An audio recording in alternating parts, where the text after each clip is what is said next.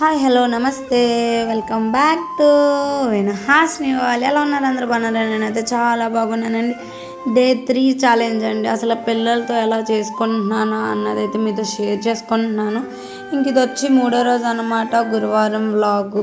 ఇంకా నేనైతే నిన్న మటన్ కర్రీ వండాను కదా, అదైతే రాత్రి తినలే. నేను భోజనానికి వెళ్ళాను, ఇంకెవ్వరూ తినలేదు ఇంట్లో. ఫ్రిడ్జ్లో అయితే పెట్టేశాను. ఇంకా ఇడ్లీ అలాగే రైస్ అయితే కడిగి పెట్టేశాను. ఇడ్లీ వేసి పెరుగు చూపిస్తుంది ఏంటి అనుకుంటున్నారా? పెరుగు చట్నీ అయితే చేస్తున్నాను, మజ్జిగ చారు చేస్తున్నాను పిల్లలకి. మటన్ వచ్చి మధ్యాహ్నం కదా, ఈవినింగ్ తింటాలే తర్వాత స్కూల్ నుంచి వచ్చా. కానీ మజ్జిగ చారు నాకంటే చాలా ఇష్టం అనమాట. మేడం అయితే ఇప్పుడే లేచింది, అదే ఎత్తుకుని తీసుకొచ్చి కూర్చోబెట్టాను ఇద్దరిని. ఇంకా నేనైతే రెడీ చేసుకున్నాను. కరివేపాకు వేస్తే తిన్నారు మా పిల్లలు, అందుకని చెప్పి నేను కరివేపాకు వేయలేదు. ఏది వేసినా తినరు అమ్మోయ్. ప్రతిదీ ఇది ఎందుకు వేసావు అది ఎందుకు వేసావు, నా బుర్ర అయితే తినేస్తారు. ఇంకైతే అన్నం అయితే చివరికి వచ్చింది. ఇంకో వాకల్లో ఇల్లులన్నీ తుడిసి ముగ్గులు అయితే పెట్టేసుకున్నాను. చట్నీ వచ్చి పల్లీల చట్నీ చేశానండి. నాకైతే చాలా ఇష్టం. మీకు కూడా ఇష్టమైతే కామెంట్ చేసేయండి. అలాగే వీడియో మాత్రం చివరి వరకు చూడండి ప్లీజ్, ఎక్కడ స్కిప్ అన్న చేయొద్దు. మన వీడియో మీకు నచ్చితే లైక్ చేయండి, షేర్ చేయండి, సబ్స్క్రైబ్ చేయడం మర్చిపోవద్దు. మీకు ఇష్టమైన మజ్జిగ చారులో ఉల్లిపాయలు ఎక్కువ వండడం నాకైతే చాలా ఇష్టం తెలుసు. అసలు మజ్జిగ చారే ఇష్టం, అందులో ఇంకా ఆనియన్స్ ఉంటే అమ్మమ్మమ్మ ఏ ఉంటుందా సమయ. మీకు ఎలా ఉంటుందో చెప్పండి, నాకైతే అలా ఉంటుంది.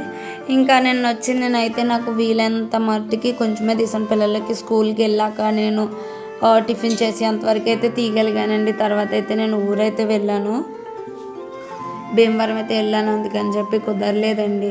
ఇంకేంటండి విశేషాలు? ఏంటి ఈరోజు స్పెషల్? మీరు నేను ఇది ఫ్రైడే కాబట్టి ఫ్రైడే ఏం స్పెషల్ చేస్తున్నారు మీరు? అలాగే మీకు ప్రతిరోజు ఇలా నేను పిల్లలతో ఎలా చేస్తున్నాను ఏంటన్నది మీకు కావాలా? కామెంట్ చేసేయండి. ఇంకా కొంచెం నేను ట్రై చేస్తాను బాగా తీయడానికి. సామాన్లు అయితే కడిగేసాను, పక్క టీ అయితే పెట్టేశాను, చట్నీ చేస్తాను. ఇంకా వాళ్ళ బద్ధకాలు మాత్రం అలాగే ఉన్నాయండి.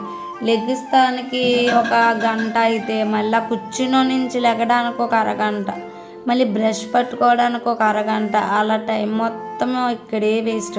ఇంకెప్పుడే టిఫిన్ చేస్తారు చెప్పండి? అసలు ఈ ఇడ్లీ కూడా తినలేదు, నేను తినిపిస్తుంటే అలా వదిలేసి వెళ్ళిపోతున్నారు. ఏం చేయను? బాదం పిక్కలో నానబెట్టాను, అవైనా తింటారా? లేదు. ఓయమ్మో మా పిల్లలు ఎందుకండి బాబు ఇలా తినేస్తున్నారు.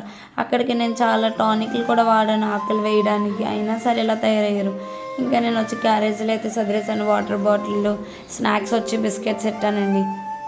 నేను చెప్పాను కదా 2 days స్నాక్స్ పెట్టుకున్నా ఉంటే తెలుస్తుందని. స్కూల్ నుంచి రాగానే అడుగుతున్నారు, అమ్మ ఈరోజు స్నాక్స్ ఎందుకు కట్టలేదు అని చెప్పి అడుగుతుంది.